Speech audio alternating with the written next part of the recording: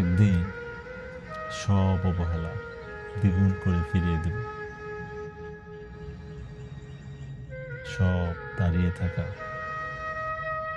Chair থাকতেও বসতে না বলা ফিরিয়ে দেব।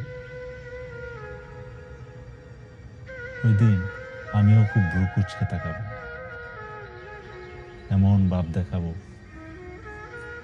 যে কিছুই শুনছি না,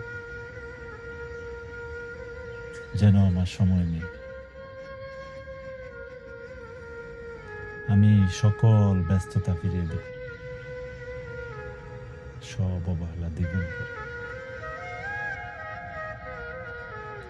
একদিন আমি আর কোথাও যাব না,